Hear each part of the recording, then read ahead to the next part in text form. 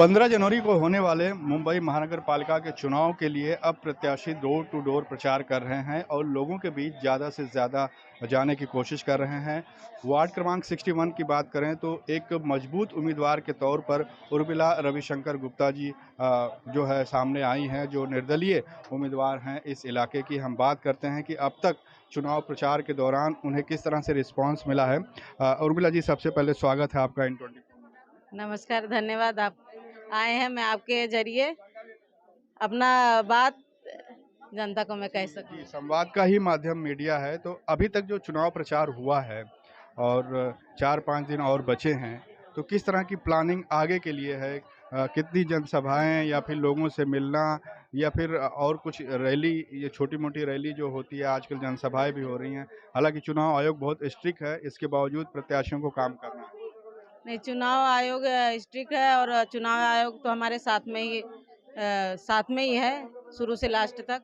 तो हम किसी को अपशब्द नहीं बोल रहे हैं, अच्छे से हाथ जोड़ के अपने काम बता रहे हैं कि हम लॉकडाउन से लेके अभी तक आपके सेवा में हमेशा लगे रहे हैं और अभी इसके मतलब आगे भी लगे रहेंगे। बहुत सारी समस्याएं हैं जो अभी तक हुई नहीं है, मतलब समस्याएं बहुत सारी क्या है ही, बहुत सुलझा ही नहीं है। तो बहुत सारी समस्याएं हैं, उसका समाधान हम करेंगे, चाहे ट्रैफिक का हो या गली गटर शौचालय का हो या पानी का हो या सारे का हो। ये मतलब ये जो मूलभूत सुविधाएं हैं नगर सेवक के अंडर में आता है, बीएमसी के अंडर में आता है, तो ये बहुत सारी सुविधाएं हैं जो उनको नहीं मिली है। तो हम वही बात अपना रख रहे हैं लोगों को। अभी तक जो हमारे से हो सका है हमने किया है। आगे हमको ताकत मिलती है, आप आशीर्वाद देते हो तो हम आगे आपका काम और स्पीड में करेंगे और ताकत से करेंगे। 4-5 दिन जो बचे हैं, किस तरह की रणनीति रहेगी? जैसे आपने अभी अपने कार्यकर्ताओं को हौसला अफ़ज़ाई की कि कैसे काम करना है, कैसे लोगों के बीच में जाना है, क्या कहना है, और आपके पॉम्पलेट में लिखा हुआ कि काम किया है और काम करते रहेंगे। तो इसकी डेफ़िनेशन कुछ बताइए?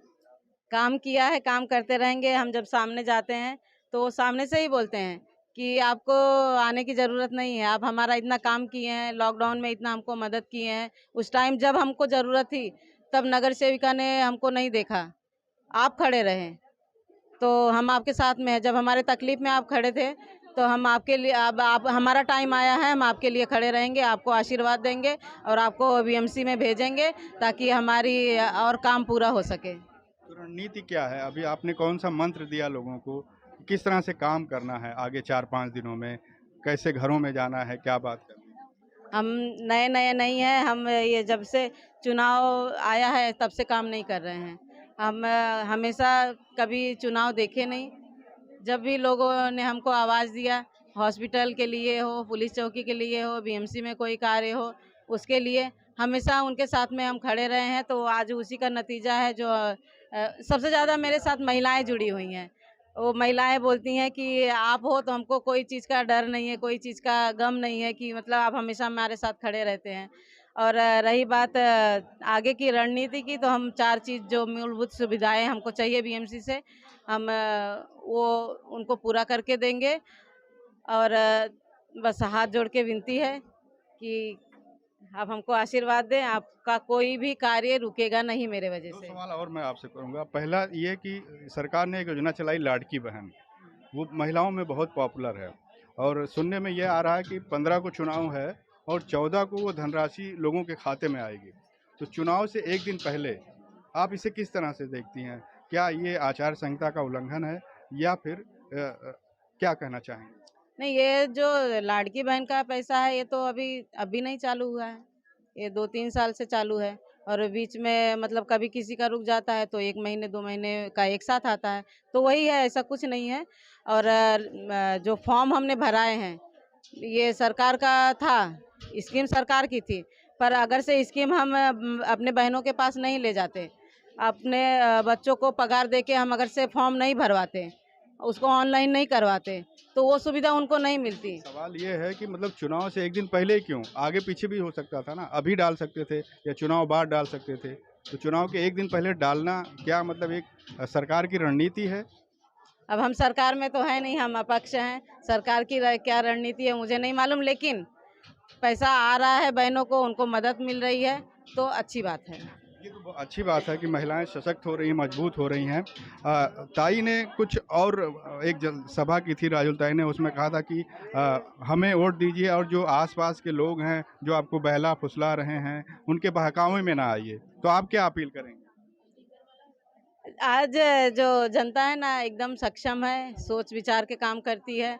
उनको 25 साल एक ही पार्टी के जो नगर सेवक थे, एक ही पार्टी को 25 साल से ज़्यादा हो गया है, जनता ने दिया है। तो अभी तक उनको सुविधाएं नहीं मिली है जो मिलना चाहिए। अब क्या आप मुंह लेके, क्या आप चेहरा लेके, क्या आप वादे लेके वापस से 5 साल अपना मतलब जब आपने पिछले 25 साल नहीं कुछ किया तो 5 साल में आप क्या कर देंगे? मतलब 5 साल वो भी है कि आप लेके 5 साल वापस बर्बाद करेंगी लोगों का? ऐसा नहीं होना चाहिए। जनता समझदार है। आपसे जनता से मैं हाथ जोड़ के विनती करती हूँ, मैं आपके हर तकलीफ में खड़ी रहूंगी। किसी के जुमले में मत आइए, किसी के पैसे में मत आइए। आप एक अच्छा कैंडिडेट चुनिए जो आपके बीच में हमेशा रहा है। और मुझे लगता है कि यहाँ आप किसी से भी पूछेंगे तो मैं हमेशा उनके बीच में रही हूँ, उनके साथ में रही हूँ और हमेशा साथ में रहूंगी। जी, बिल्कुल, आप हमेशा साथ में रही हैं। एक आखिरी सवाल कि किस तरह अपील करेंगी मतदाताओं को जब वो 15 जनवरी को वोटिंग बूथ पे जाएँगे, तो क्या अपील करना चाहेंगे कि जो सीटी गलियों-गलियों में अभी तक प्रचार के रूप में बज रही है, उस दिन ये सीटी और ज़ोर से बजेगी? बिल्कुल, सीटी बहुत तेज़ बजेगी और सबने ठान लिया है कि सीटी ही बजानी है। चुनाव चिन्ह सीटी सीटी ही बजानी है और सीटी का चिन्ह वो बीएमसी में बजेगा और काम पूरा होगा। और क्या, सब घर घर राशन पहुंचाए, सब किए दिए। हमारी उर्मिला दीदी इतनी अच्छी है कि उनका अभी क्या प्रशंसा करें। वो इतनी अच्छी है कि ना कोई चिराग लेके अगर घूमेगा ना, फिर भी इनके जैसा कोई मिलेगा नहीं। हम लोग ऐसा नहीं फील करते हैं कि वो नेता के पद पे खड़ी हैं या खड़ी होने वाली हैं या कुछ भी। घर के परिवार के जैसे हम लोग थोड़ा भी फोन कर देते हैं दीदी को, तुरंत दौड़ी आती हैं। अभी लॉकडाउन में बहुत राशन बांटे थे, कंबल बांटे थे, हम लोग खुद लेके गए थे, छतरी बांटे थे। और फिर मदद हमेशा करते हैं सबको, सब। हाँ, कचड़े की बाल्टी भी बांटे थे, घर घर जाके, यहाँ नहीं बुला के, घर घर जाके। तो हम लोग को जो कमी लगता है हम लोग आके इधर से लेके जाते हैं, इनके दुकान से फ्री में लेके जाते हैं। ऐसा और कौन किसी करता के है? यहाँ कोई भी घटना भी घट जाती, किसी का बेटा ऑफ हो गया, कोई बुजुर्ग ऑफ हो गया, उस पे जो इनसे बनता है 10,000 5,000 अपने पास से वो मदद भी करती हैं। जबकि जीती हुई नहीं थी, सीट पे तो नहीं थी ना उस टाइम पे। अभी तो उनको बेचारी को मिला नहीं पावर, तो उनको तो घर से ही लग रहा है ना। तो अभी एक मतलब विधवा है, उनके लड़का गुजर गया, उनको घर में खाने का नहीं था। वो पूरा राशन भरा करके और बोलते मेरे दुकान से अम्मा तू लेके जाना। अभी आनंद नगर में ही एक बार लग गया था आग, उनके घर में पूरा राशन से लेकर के पूरा सामान रवि भैया ने ले जा करके भरा। रात को आग लगी थी, रात को ही भैया गए थे, उनको पैसा दिए, राशन भरा के दिए, हम लोग अपने आँख से देखे थे। कोई ये बात बनाने वाली चीज नहीं है। हाँ, कोई भी जरूरत पड़ता है खड़ी रहती हैं। और जो इंसान बिना स्वार्थ खड़ा है और उसको पब्लिक मिल जाएगी तो हम लोग और कितना आगे लेके जाएगी, है ना? पब्लिक लोग देखो, सब देख रहे हैं, कोई झूठ बात नहीं है। और भैया गरीब अमीर नहीं देखते हैं, सबका फीस भी भरते हैं, सबके दुख सुख में खड़े रहते हैं। कहीं भी कोई रहता है तो वहाँ जाके उसके मुसीबत में काम आते हैं। कहीं पुलिस चौकी हुई, चाहे कहीं भी है, फंस गए आदमी तो वहाँ से निकाल लेते हैं भैया को। कहीं भी फ़ोन करो, कभी भी फ़ोन करो तो वहाँ आ जाते हैं। ये नहीं है कि नहीं दिखाते कि मैं पैसा वाला हूँ, इनके साथ नहीं रहूँगा, उनका नहीं करूँगा। सबका सपोर्ट करते हैं, तो इनको लाना ज़रूरी है। अगर ऐसा आदमी नहीं लाएंगे तो फिर कैसा लाएंगे जो घर में छुपा रहे, किसी का आने जाने दुख सुख में काम ही नहीं आए। नहीं, मौका है, पावर आपके हाथ में है, नहीं फिर अभी हम लोग ना कथा के बारे में नहीं जानते थे, पूजा पाठ घर में ही करते थे। अभी इतना बड़ा बड़ा कथा करवाती हैं रवि भैया, उर्मिला दीदी, कि हम लोग कितना उसमें धन हो गया। भगवान के चरणों में, भगवान के उथा पे हम लोग दस्तखत दे दिए हैं, समझ लो।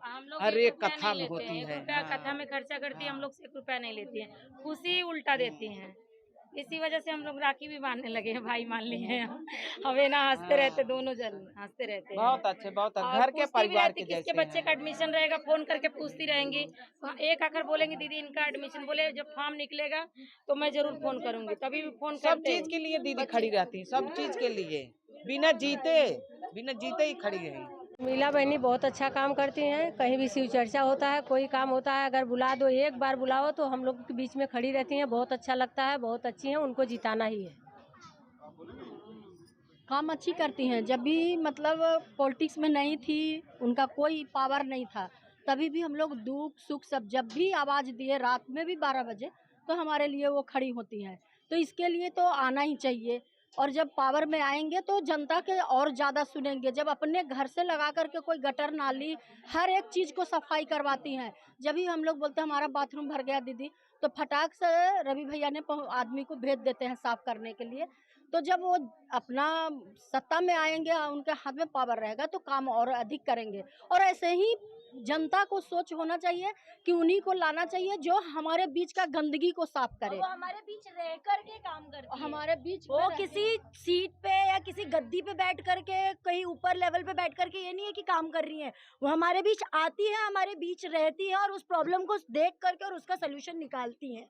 तो उनको ही लाना चाहिए। जब वो नहीं थी तो उन्होंने इतना अच्छा अगर हमारा साथ दिया, तो ऑफ कोर्स वो अगर आएंगी, सत्ता में रहेंगी, तो उससे दुगना तिगुना वो काम करेंगे और इस चीज़ की गारंटी हम जनता देते हैं। वार्ड क्रमांक 61 की सक्षम उम्मीदवार निर्दलीय के तौर पर अपनी किस्मत आजमा रही हैं उर्मिला रविशंकर गुप्ता जी। कैमरामैन अफेस पटेल के साथ रेहान हुसैन, इन 24 न्यूज़, मुंबई।